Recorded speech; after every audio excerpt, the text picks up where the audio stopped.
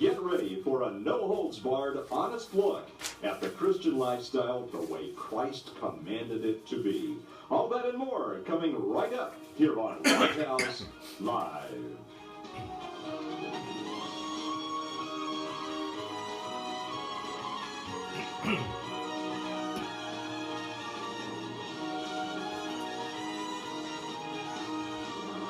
And good evening to you wherever you may be around the world. Welcome to Lighthouse Live on the Lighthouse Live International Podcasting Network. Pastor Mike Douglas with you here for a very special podcast as we talk about an incredible event coming up in just a couple of weeks. It's called LeaderCast, The Brave Ones, coming up on May 8th. 2015 at Shelter Cove Community Church in Modesto. It's a simulcast. We're going to be telling you about the amazing speakers, people like Rudy Giuliani and Peyton Manning and others. And we're also going to review some clips from last year from people like Andy Stanley and the great Dr. Desmond Tutu. Absolutely incredible clips. If nothing else, when you hear those, you want to come back this year. Just an incredible event. And we're going to get right to it. Our special guest tonight is really legendary in our area. He's a businessman, an entrepreneur, and someone really who has inspired many to start their own businesses. Dan Costa with us, and Dan will actually be joining us at LeaderCast during the lunch hour. We'll have a question and answer time, Dan, where folks will be writing their questions down, and they really want to tap into some of your experience and your wisdom over the years to talk about the principles of good leadership, effective leadership, and good business as well. Also joining us tonight is really the man where the buck stops for LeaderCast here in the Stanislaus County area. That is Jerry Van Houten. Jerry, great to have you with us back. You have done such a wonderful job over the past 3 years of the heavy lifting of all of this and taking that on your shoulders, and we just so much appreciate the risk that you take and also the incredible investment of time as well. Appreciate that very much. Thank you, Mike. No easy thing to bring this to a town, Absolutely. is it? Absolutely not. Also with us is J.P. Hurlbert. J.P., another marketplace man here in our area who just does a wonderful job of reaching out into the community. And that's what we're about, advancing vibrant communities, and that's why we're doing this tonight, is talk about principles that will help you benefit your own community wherever you are, and we hope you can join us. Again, that's May 8th coming up. Dan, let's jump right in. So many people are looking for a silver bullet. You know, the one thing that somebody can tell them that it's going to make everything okay, they'll make their millions, et cetera, et cetera, et cetera. You have been through it. You have seen ups and downs. You have seen all types of economic eras, and you've seen all types of strategies. Let's just go back a little bit and review your history as someone who has an entrepreneurial spirit and someone who's learned a lot about leadership as well. Maybe give us a thumbnail sketch of how you got started as an entrepreneur. Well, sure. It's interesting you talk about, my experience and what I could say to others that might inspire them as to how, I got started. But really, I got started no differently than most of the people that were my mentors.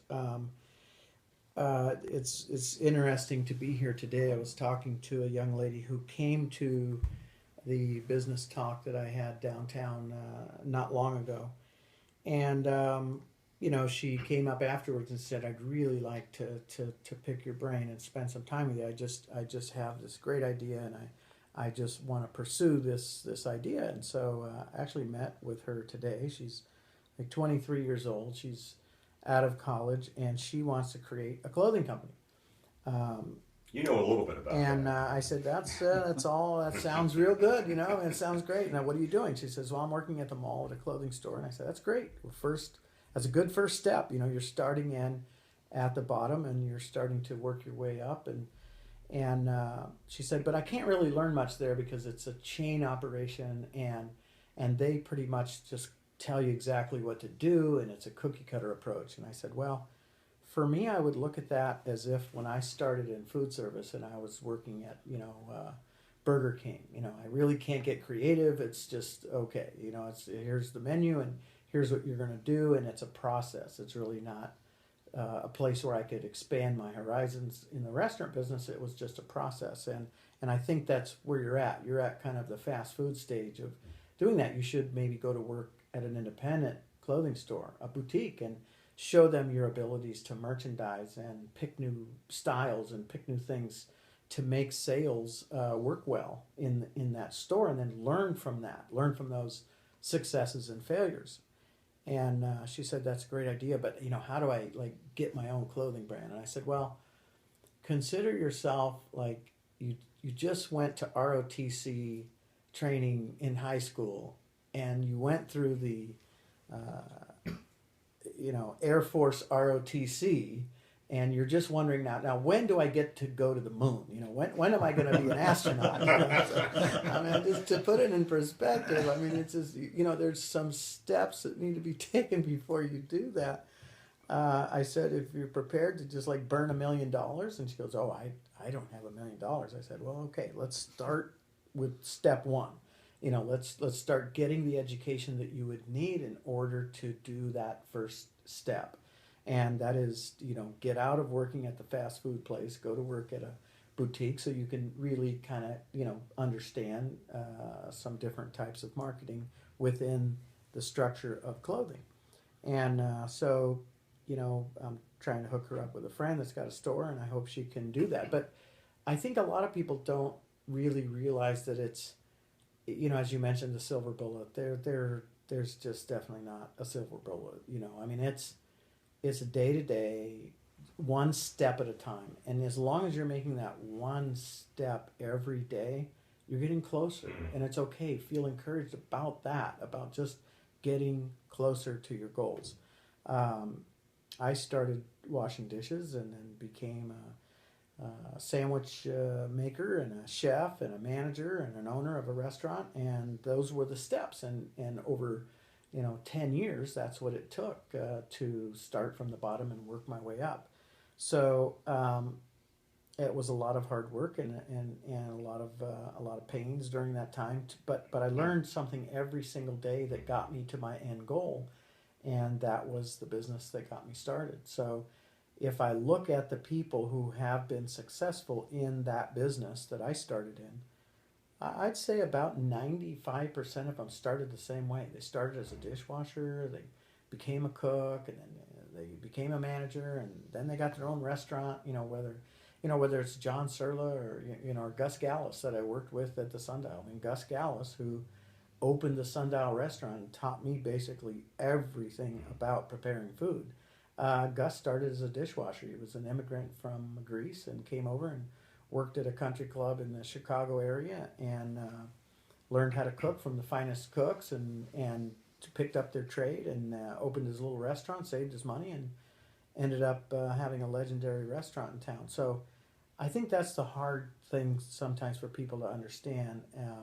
And sometimes I think a lot of frustration is that people are waking up to this a little bit late.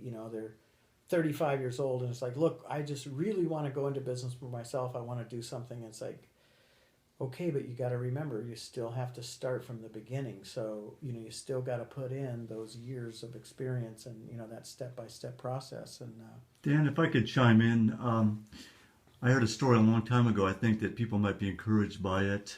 And that is, what prompted you to go into the Sundial that day and ask Gus for a job? Well, that was my third job. I had started as a 14-year-old washing pots and pans, but it wasn't because I wanted really a job. I wasn't looking to make some extra money as a kid. I was actually looking for food.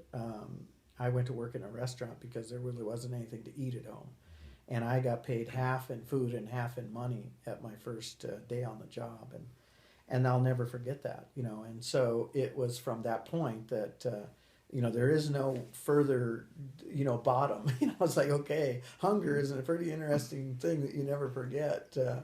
And so, that was the start of it. And then to look at it, it's like, okay, I'm washing pots and pans, and, the guys that are helping the cooks make a little more than the pot and pan washers. So, I think I could peel carrots and do things, and I'll do it faster than them. So just take that next step and the next step and the next step, and the next thing you know, I'm a chef. And then I went to the Sundial.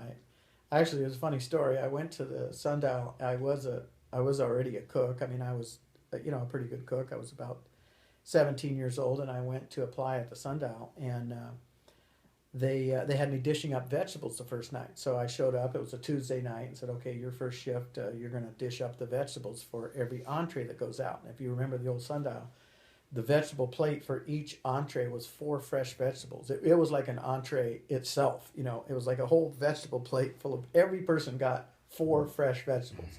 Like broccoli, carrots, rutabagas, asparagus, 4 fresh vegetables.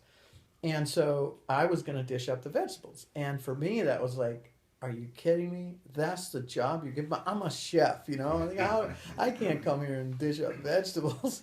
And they said, look, it's okay. Your first night, I think it'd be good just to, let's just do the vegetables. Here's the backup vegetables when we get busy, keep them full. I mean, yeah.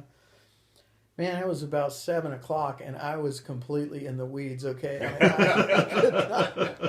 I could not. I had vegetables in my hair. I mean, they were coming out everywhere.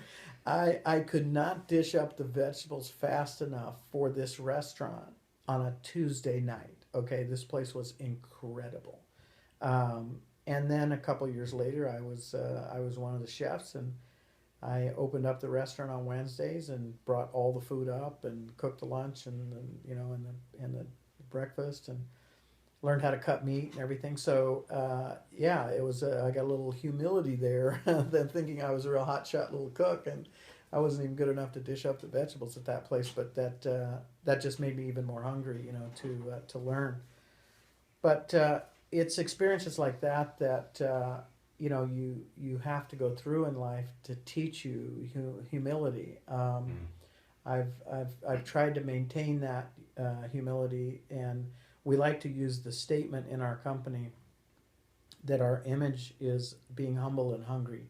We want to maintain a very humble and hungry attitude. We are very humble and we're hungry. We just want to win. We want to do the best job.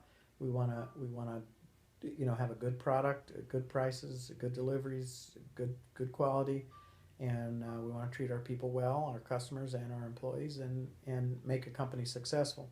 Dan, how do you, as a leader, how do you instill that into your employees? What are you looking for, first of all, in terms of employees, and then how do you instill those principles in them on a day-to-day basis?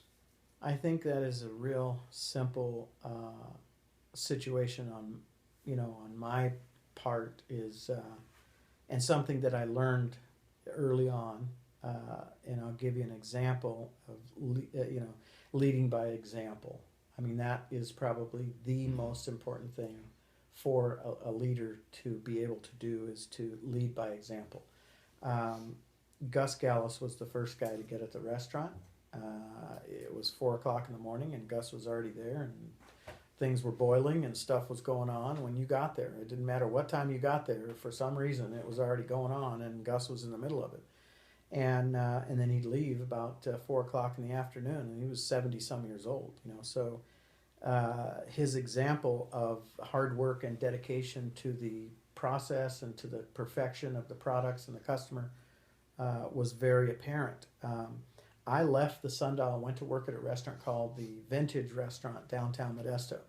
And the Vintage was a steakhouse. It was like an up-and-coming hip little place, and it was music and a nightclub, and they had steaks, and so they hired me away from the Sundial. I was making $600 a month at the Sundial. Man, I was in pretty tall cotton at that time, and so but they paid me $1,000 a month to go to work at the Vintage, and it was like almost double pay. So it was like, man, I'm taking it.